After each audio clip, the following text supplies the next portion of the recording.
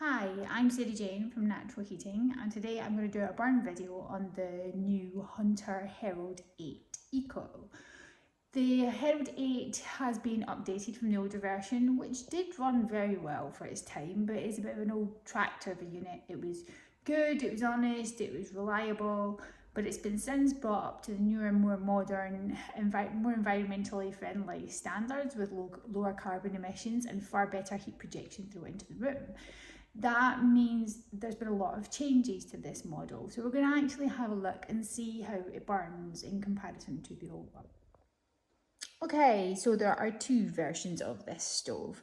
There is the single door, which obviously has one door, and there is the double door, which has two doors.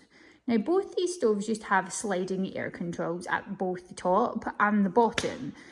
They don't have that anymore. These are now wood burners only. They are operated via a single air control, which is located at the bottom of the stove, and it moves very easily from left to right. There have been quite a few significant changes in this model. Now they've got the new, more updated air system. It no longer just brings cold air down from the top, down the hot glass, which used to leave black rings around it. It takes the air in at the back, at the bottom, and injects it up in the firebox and burns it off the carbon before it comes down the glass. So it should be burning much cleaner than its predecessors. It's still a really solid and robust unit. It's coming in about 123 kilos, so it really is a bit of an animal. It's a very solid construction, heavy duty stove. It has a few little surprises up its sleeve. One of the first things I spotted with this stove is the location of the data plate. Now the data plate is just here and swings up. That gives you all your information about your stove and is where you'll find your serial number for registering your warranty or if you've ever got a problem. And unlike many manufacturers that tend to put it underneath or on the back of the stove facing the wall, which is a bit stupid, they've actually put it somewhere quite thoughtful and easy to get to, which I really like. It is a top and rear flow outlet, so you can blank it off and change it over from top to rear. There is also a direct air spigot fitted to this stove, so you can purchase a direct air kit and take direct air straight through the back wall into the back of the unit. The air controls, you can see underneath here, that lever mechanism at the front moves it back and forward quite easily to adjust the air.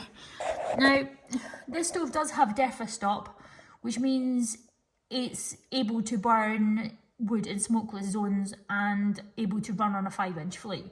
What I'd actually like to see the manufacturer do is fit that DEFA stop as standard, so this air does not totally shut right down.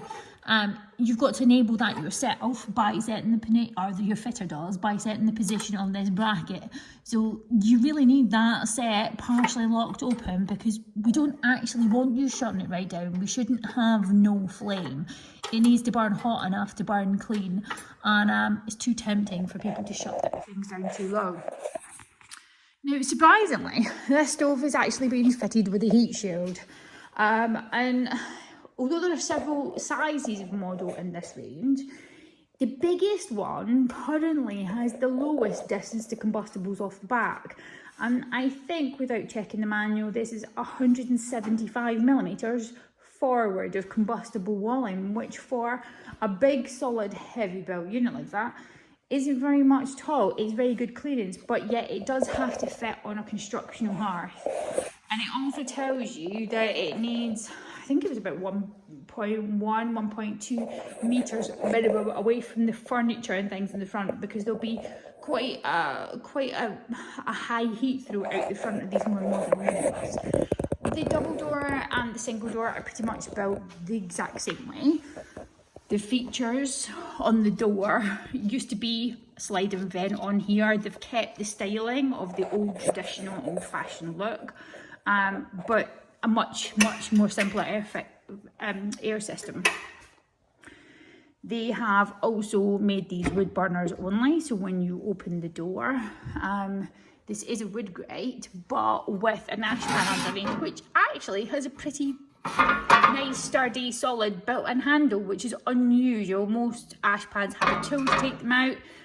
Obviously you can leave the ash when cold, but it's got a nice easy grip handle and it's a really solid ash pan in it. The coal grate, well, it's not a coal grate because it's a wood burner, but there is a grate in the centre to help you light the appliance, which obviously once it's burning up to temperature, you can slide this lever back and forward to shut the air off beneath your fuel once you don't need that anymore.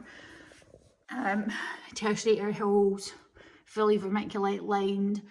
There is a secondary metal baffle above this one, which all comes out quite easily. I've already had all the inners out of this stove. The lining panels are quite basic and straightforward and fairly easy to cut by hand. They've changed the hinges on this stove. On the older stove, they used to have pin hinges and the doors lifted off easily for changing glass or reader ropes. They're now going to be a bit of a pain in the ass because the screws are way down behind here in a metal box. When you take all the floor out to get to where the clips are, I think you're going to find that if you ever have to change rope sails, then you're going to have to do them in situ. The door locks into the body casing, like so. The double door locks into a latch hole in the middle of the bar, the retainer bar at the front, so the two locks together. Both the single door and double door are constructed in the same fashion, all the same air system. So we're actually going to burn the double door today and light it up for a test burn. Now, double doors are fairly uncommon in the newer 2022 regulation type stoves. They're just not so popular anymore. They're a very traditional looking stove and people used to burn them with the doors open. You can't burn them with the doors open now. They have to only be burned with the doors shut. They are not designed to burn with the door open, so please don't. However, you do look at a stove all year round and you'll be looking at it as much when it's off, or if not more when it's off than it is when it's on. So if you like that sort of look, then go for it because it's a nice looking unit. Now, these logs that I've got are, I would say, about 4" across, and these are 10" splits.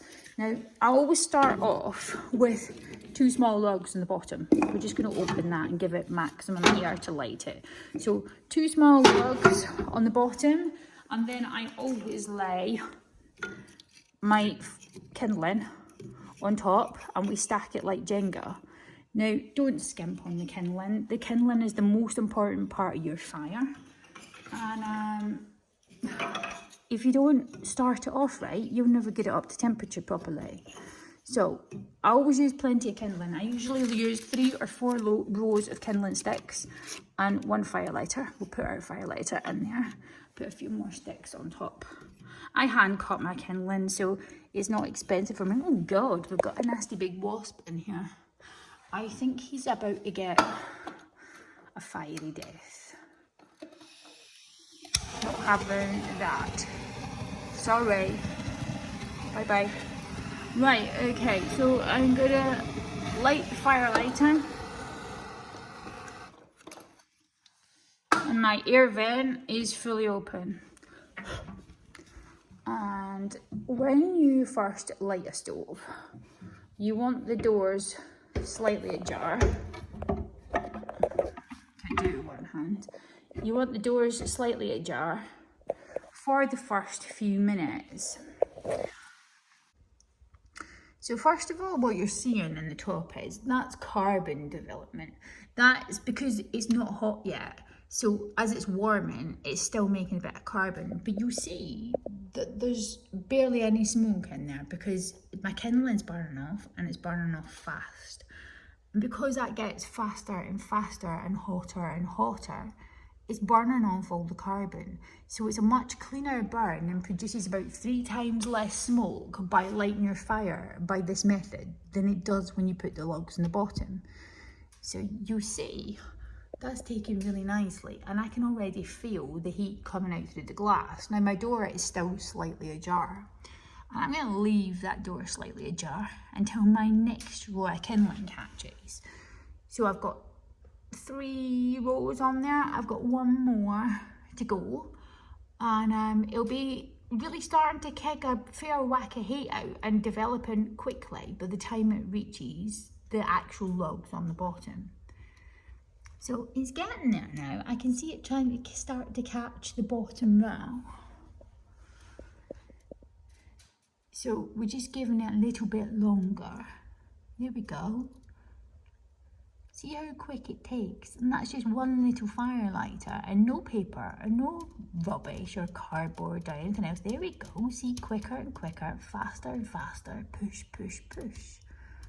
That's how you light a fire. Less is more. It's actually dead easy, and once you get this method, you'll find that no matter what the weather is, that fire is going to take so much easier than any other lighting method. Yeah. Let's see from the other side. It's still to catch a bit more on this side, so we'll just give it a little bit longer, not too much longer. Then you'll see the baffle get a bit blacker with a bit more carbon because we're losing a bit of the initial pressure, but it'll start to pull more on the fire. So the doors are going to get hot and you're going to need 2 gloves, and that's going to get awkward for me. I'm trying to do this with a camera on one hand, but basically what I want to do is, before that kindling burns down, I've got a nice fire going now, is I'm going to make a fire sandwich. So I'm putting another small piece of log on top so that I can catch it nice and quick. And what catches in the bottom will become the hot rubber bedware. Now these doors are cold yet, which is good, because I'm going to need gloves shortly. But there you go, that fire is developing really nicely. And there's a good pull on this. And this flue system is not how you put one in a house. It's completely compromised. I use it as a test rig because if a stove runs on here, and it runs nicely on here, it'll run on any house, whether it's a bungalow or a 2-story or whatever it is, because some stoves just don't like short chimneys. And this is going to work in anything because it's already pulling away nicely. So we'll get this caught and we'll get it up to temperature and we will see what she does. Okay, so time hasn't really been my own recently, so I have lit this fire 2 or 3 times and it's always gone out before I got back to it because I got too busy during the day. So I thought I'd light it up tonight and have a play. It's been going about an hour. It's burning nice and clean, can't fault it. Air control is currently fully open. I was trying to get gloves with one hand, so apologies for that. Let's see if we can put them on with one hand. Not very good at that kind of stuff. There we go. Nobody helped me tonight, but that's what happens when you're on your own.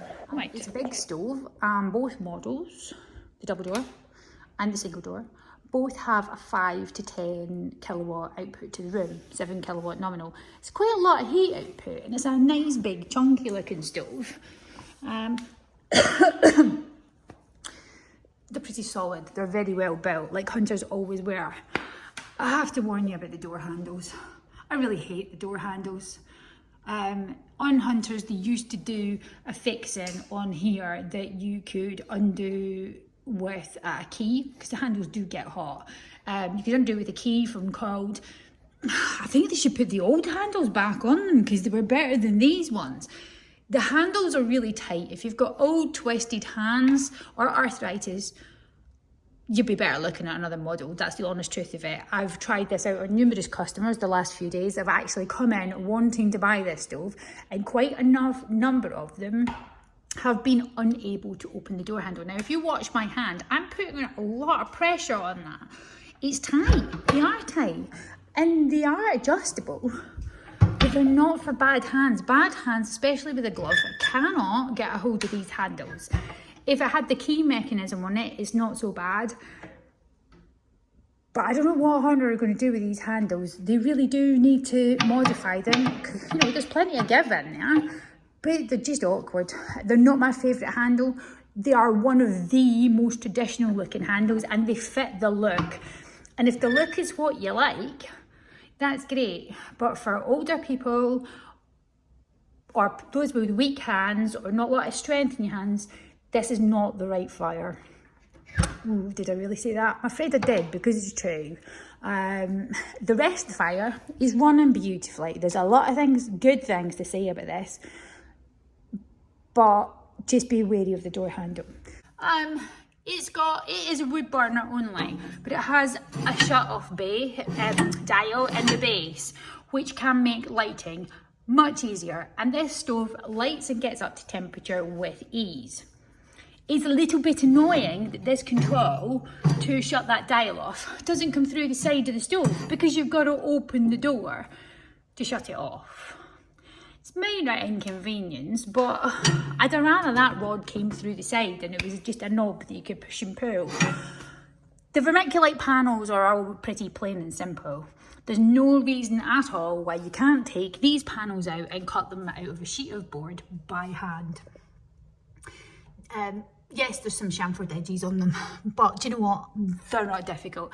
I could cut a set of bricks in that without too much hassle at all, just on my own out of a sheet of vermiculite in 20 minutes for an entire set. So you could buy the actual vermiculite material for about 45 quid and reline the whole stove. Doors open. Now, as you can see, it's not spilling any gases, and that's on a good high burn at the minute. It's not like it's on red ember. This is a good test to make sure it's not spilling, as some newer stoves really do. Bloody hell, it's kicking the heat out the front. I need to shut that. I'm going to set my leggings on fire. My legs are melting. It really does push. So with the diffuser that comes as standard on the back of this stove can go as close as 175 millimeters. Now that's 150 mils, so 175 mils is about here, forward of combustible walling, such as plasterboard. And I think off the top of my head it's about 400, so to about there on the sides, which is pretty good. But don't forget, this stove is actually designed really for fitting it into fireplace openings. If you're going to fit it freestanding, it needs to go on a constructional hearth. You can't put this on a 12mm hearth because the manual says so. It's a power. Okay, so the air is fully open and the stove has been burning for a good few hours now. As you can see, the glass is still nice and clean. Got some chunky red ember in there, but not much more. I've left the air control fully open. We'll come back and see what that glass looks like when the fire has totally gone out. There you go, so there's very little heat left in this stove. A couple of red embers, near enough out. And as you can see, the glass is nice and clean. I did this yesterday and came out to it this morning and the glass was totally black. Now we have had some extreme weather conditions. It's absolutely piddling down with rain out there, and it's windy today, whereas it was raining yesterday, but really stagnant, overcast, heavy dank air. The glass on this was black as the ace of spades last night. I'm going to completely put that down to weather conditions now that I've tested it, and not the actual stove. My concerns were, was that stove actually behaving? Because the glass was black. I've never seen it do anything like that. This one's nice and clean. This one's still got some red ember, see? And it's nice and clean, and so that will just be fine now when that's gone out. But yesterday it was black as the ace of spades. It really was filthy and took some amount of scrubbing. So I'm going to put that down to the air conditions last night, and the amount of potential moisture coming into that flue because the weather has just been hideous. So all in, really nice, solid, robust stoves in these Herald 8 line, the new Eco version, which is a good improvement on the old ones. Nothing really bad to say about them apart from be careful with the handles. Do go to a shop and try them if your hands are not particularly strong because they're tight. Hope this helps. Thanks for watching. You'll find us at naturalheating.co.uk, and we'd be very grateful if you would also give our Facebook page a like. Thank you.